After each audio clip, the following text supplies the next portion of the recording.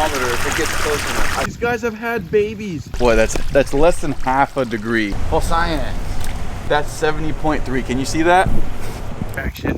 Oh, look at that mouth. Let's catch 'em up. Woo! It's Catch 'em All Fishing with Zak Catchem. Look at this fish.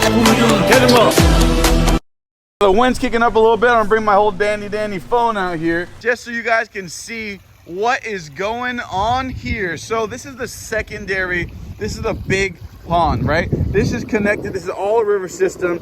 You can see it flowing, coming in from this side, straight down, past a little papyrus or whatever that is growing in. That's 2 exits that's coming in from the pool behind him. And those are 3 more pumps coming in, and that is straight fresh water, baby. Straight fresh water, non-stop. And these guys are loving it. But we are gonna have to measure the temperature. I'm also gonna take the temperature of the lake itself. That's a really great idea, as a matter of fact, before it gets really cold, and I'll be able to monitor it. So these fish right here, crystal clear. Look at these guys. They're kicking up a little sand, but there's still not much they can do. I mean, just beautiful. That is actually raised by Farley. He doubled in size. We just got that thing from Farley, but this guy doubled in size, and he's doing really well. Vader, obviously that straight tiger, that is almost 3 feet long down there. The koi that we rescued, we caught that out of the canal. This guy has gotten so large. Look at him, that's his counterpart. They're the same type of fish, but this guy is catching up to him. And this is side-by-side comparison of our beautiful shark that we just got out of the other side with Farley and Garlos. Monsters. And these 2 little guys were so small not too long ago. Iridescent sharks were about the same size as the ones back there, but now they are massive. We got this guy we raised up from nothing, and he is a magnificent koi fish. Also, this guy we raised at center of the frame from nothing. So most of these fish are either from nothing or we caught them, and they are doing great. I remember when these white iridescent sharks, these albino iridescent sharks, were like a pin. They're so small. And now they are massive. Our red tails, our bass, everything is looking great. Where's that giant gourami? Oh, there they are hiding. Look right here. I have a funny story about him. So the gourami's back there. Our bass is somewhere around here. We got the sawfish. I keep calling the sawfish. It's a what's it called? The ripsaw. I just saw him. Oh, there he is right here. Look how big the ripsaw's gotten. This winter weather really allows you to see everybody perfectly without that lighting being off too much. I mean, like I said, it's crystal clear. You just got to trust the process, and things just worked out. I mean, once all the grass started growing in, it helped filter everything. We got everything going. There's the giant gourami sitting right there in the water. I mean, inside the flow of that water. Come out for me, little guy. Gourami, he looks like a beluga whale. So funny. Look at that. Literally like a beluga, along with the fattest silver koi, actually silver, of all time. I don't know how much that thing weighs, but I'd like you to guess in the comments below, because that thing is just so chunky wonky. And then we caught that thing. I think we caught this guy on a jug line, this giant fantail. That was ridiculous. There's our bass is right there as we speak. But that cichlid I was talking about, that cichlid that was just right below us, oh, there he is. So this guy, actually, while we were catching the pacu, gave a couple away, and we obviously kept 5 of the bigger ones. That cichlid that we got from Farley, Wildwater Farley, he actually came from that pond way back there. If you remember, we put him in that back pond. Before we built all of this, before we did any of that, we put that cichlid way back there, and he swam through all the shallow water, which we're going to look at right now. But he's chilling, he's doing so well. He actually swam through here just like our arowana. Now, our arowana has been having a day because we caught him out of there. I had to throw a cast net to catch him. Then he swam through here along with the cichlid. So the cichlid and the arowana ended up back here. I let the cichlid stay there, and I wanted the arowana here. Arowanas are great to have with stingrays, and stingrays literally hang directly on the bottom. Hi guys. And we made the stingray enclosure bigger. We got rid of the wall that was back there. obviously. These stingrays are amazing. They've been eating well, and they're used to a little bit colder temperatures. I believe they're from the St. Johns River, which is like North Florida, which means the water up there is usually pretty chilly, unless it's, you know, summertime, and that means it is not so chilly. But this arowana is enjoying his new tank mates, definitely. Right buddy? See, the arowana stays on the surface most of the time. Obviously it'll go down to the deeper water like he's going to right now, but this guy stays on top of the stingrays. And these, honestly, these two stingrays have been super friendly. They haven't been like threatening, like scary murder stingrays, which some stingrays are like, they smother fish. I've seen them act nuts, but they've just been eating the shrimp and tilapia and everything I've handed to them. And this arowana is now, I bet you've never seen an arowana just chill on the bottom. Let me stop really quick. See if I can see him. I know the glare is tough, but he's straight down. See, for some reason the phone picks things up a little bit better. But yeah, he's straight down. You see his tail curled right there? So this is about 2 feet deep, right? This area. I had to do this makeshift thing, just temporary while this whole storm is going, because I don't want that guy to get eaten by Garlos. Garlos is just too big, and he is too much of a predator. That's all he eats. He's gonna be pellet trained sooner or later, I'm hoping. But look, Carlos has just heard me calling him, and he's coming like a torpedo right towards us. He's so big. It's so funny that he came right when I was just talking about him. That thing is like 4+ feet. I don't know, it's so big. So our rays will keep that guy company and offer a little bit of protection as well. I'm gonna put a couple more of these spinning things. We got some right there. I'm probably gonna keep a couple more close by the deeper parts of the waters as well. And as you can see, there's plenty of room here. This is about the size of any of those above ground ponds if I kept them shallow, which I had a second pond back there. You guys remember that I kept very shallow with arowanas, and they did just fine. So these stingrays are gonna be just fine in this little pool that we have for them. I just needed to make something that would work really quickly, because this arowana, this arowana unfortunately can swim through the holes in these bricks, and I didn't account for that. I'm like, oh, the stingrays are fine. The stingrays love the shallow water, guys. They just love it. It's so perfect for them. But we're gonna go ahead and get the temperature of this just in case, you know? I don't know. I just like to get the temperature, even though it's like connected.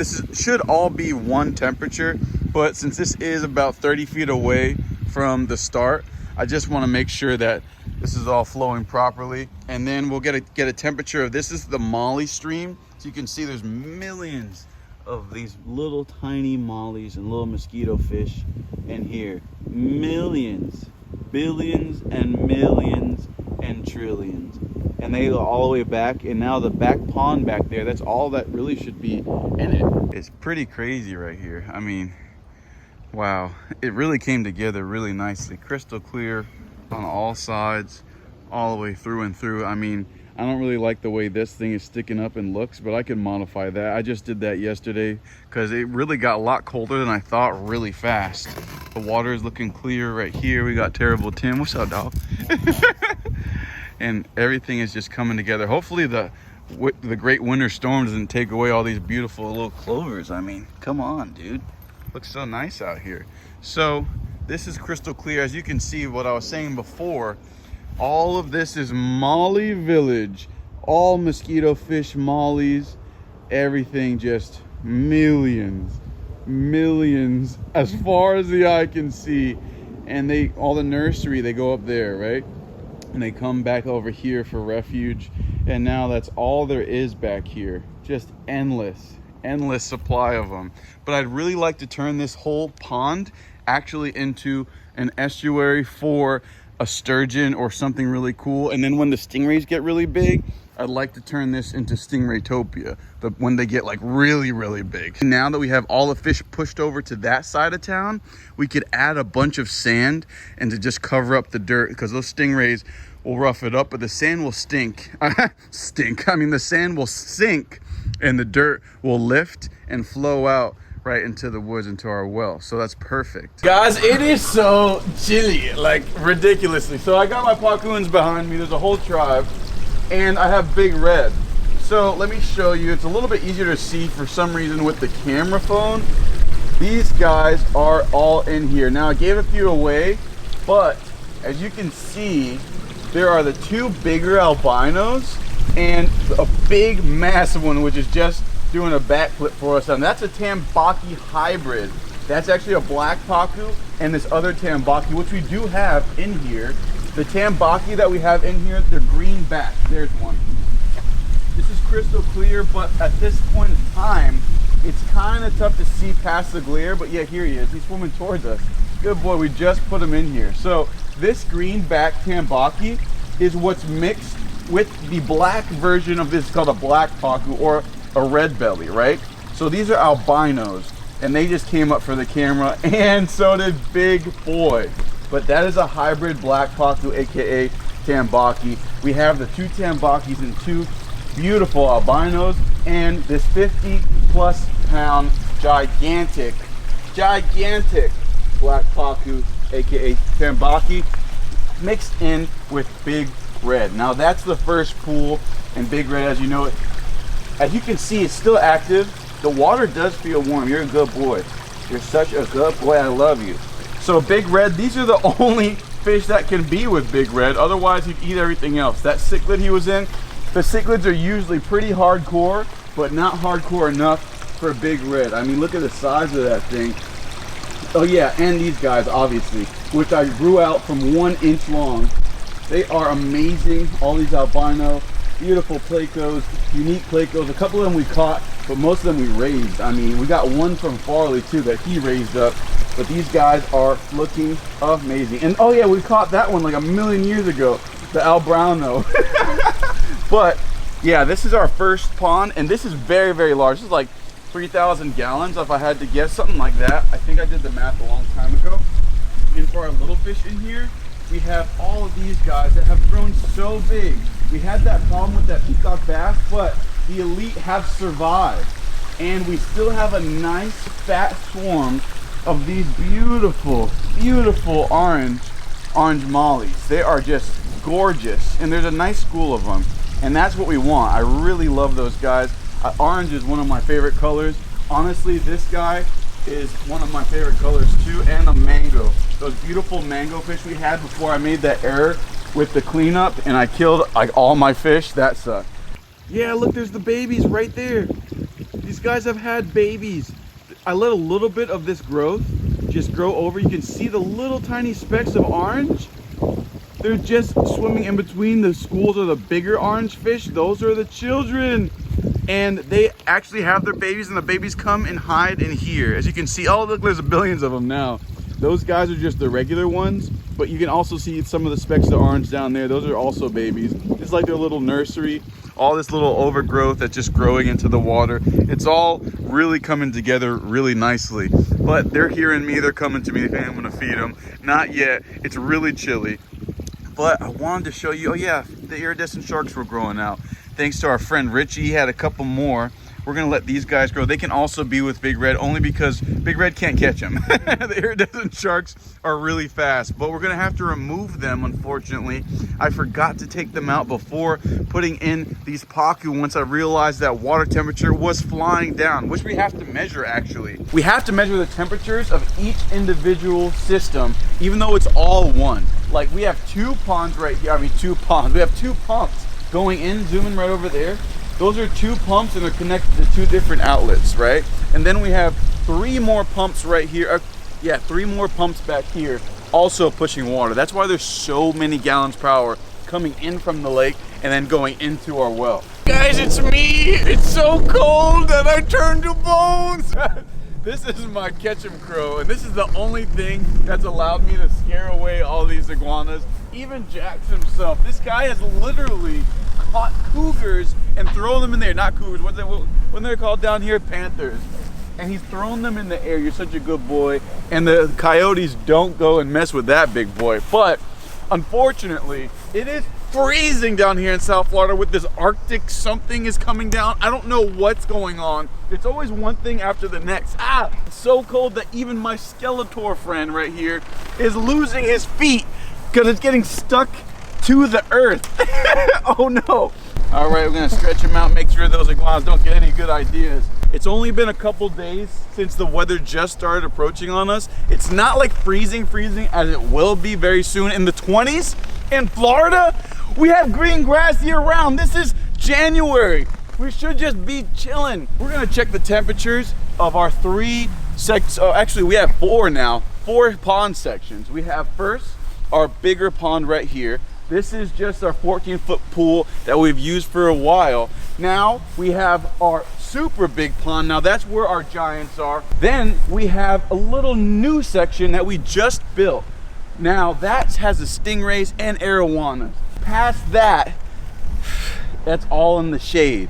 So anything past that better be putting on their jackets. And that's why we did a lot of maintenance I'm gonna show you guys today. Probably the hardest thing I had to do ever. I had to cast net this last fish. See if I can sneak over here without disturbing the piece. Oh my gosh. All right, look at that size of that thing. He got so big so quick. I don't want to spook the ray, but look at that, stingray and arrow. I've seen them in enclosures before. I want to try to do this without disturbing anybody. Look at that. It's about to get cold. Stingrays, like, what's happening? Come on, Arrow, get out of there. Come on, buddy. Okay. Ray's still chilling. Oh, Arrow is kind of stuck in here, but the Ray, oh, Ray's doing a circle. Good. Ray's out of here, which means I can take my time on you before it got too chilly. How are you in here right now? The net, I just inverted it. Oh, here we go. There you go. You stubborn old, big old boy. He is thin enough that he could swim right through this. Hope, did he just swim? Oh my God. I didn't even think about that. No, he's against it. Oh my gosh. Guys, I thought he just swam right underneath, but he's just right here up against it trying to chill. Wait, I would like him to go in the deeper water. Go in deeper water, buddy. Go on. Look at that. Yes. Whew, that was really tough. Really tough. And he stopped right in the middle there, and I was able to pancake this thing right on top of him. He was right up against the wall, so I pancaked it against the wall, and he like was going crazy, but I got him.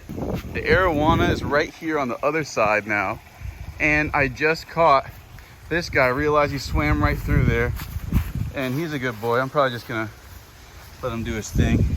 He's pretty. You're a good boy. Also distraction.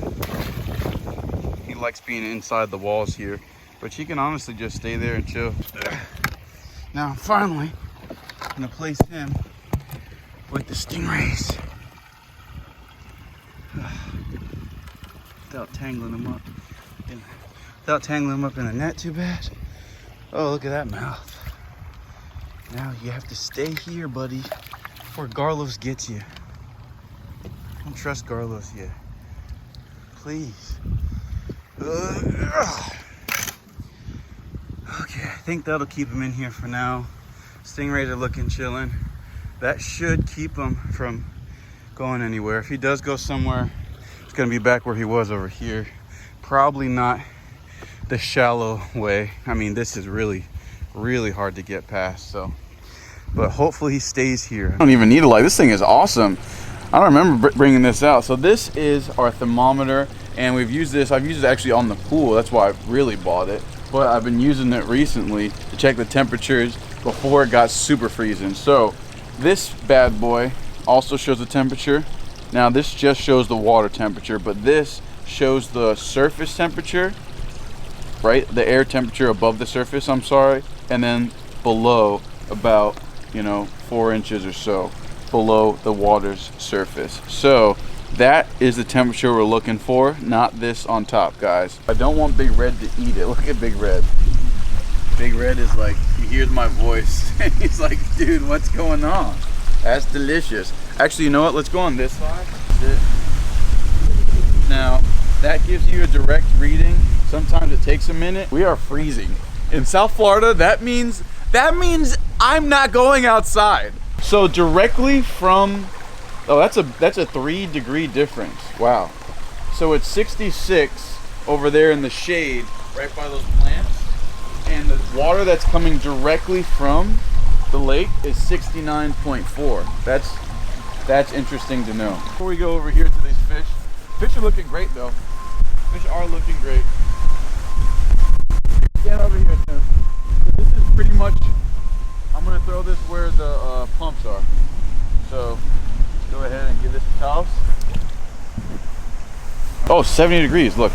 So our lake water is 70 degrees, which means that these pumps are pumping fast enough through the ground, through the dirt, whatever, to keep that water almost the same temperature as it's coming out. So that's great. That's great news. This is like the first part of the lake that gets direct sunlight, which is also a good thing. We have all of our fish. They tend to hang out along this wall.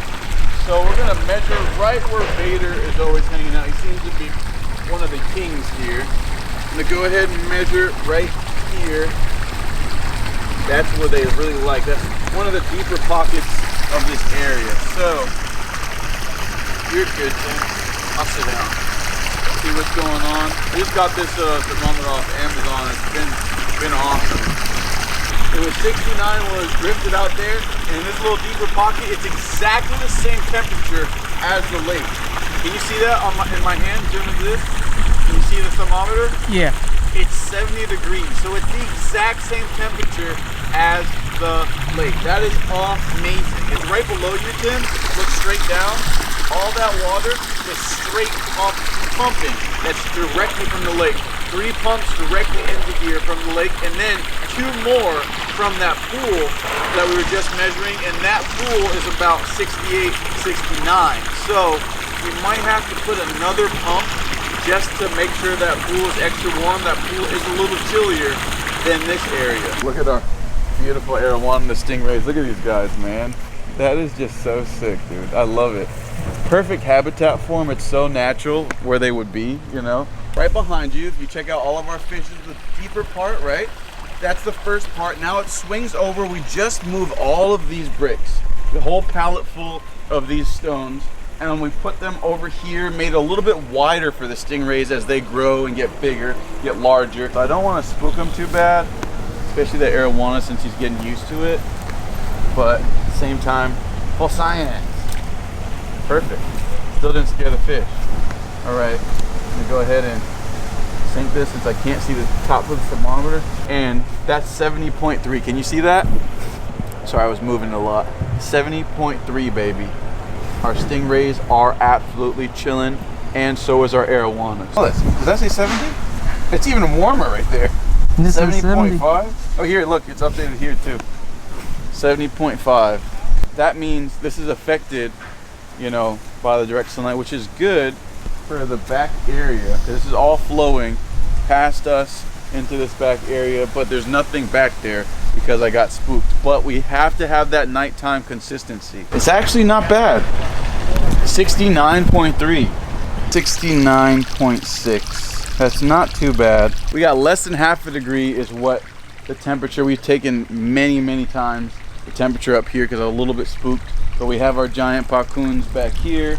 We have our big red right here, and red is running around happy. Everything's looking pretty good. I might have to actually start lighting fires on the pond to keep these things alive. I'll do whatever I can, and we'll film it, and we'll show you guys what we get into. I hope these fish enjoy everything we built for them, but so far so good. They're enjoying life, and so are we. Until this Arctic freeze comes, we'll post again. Hopefully we don't have to restart this whole thing and catch them all. Get them up! Woo! Get them up!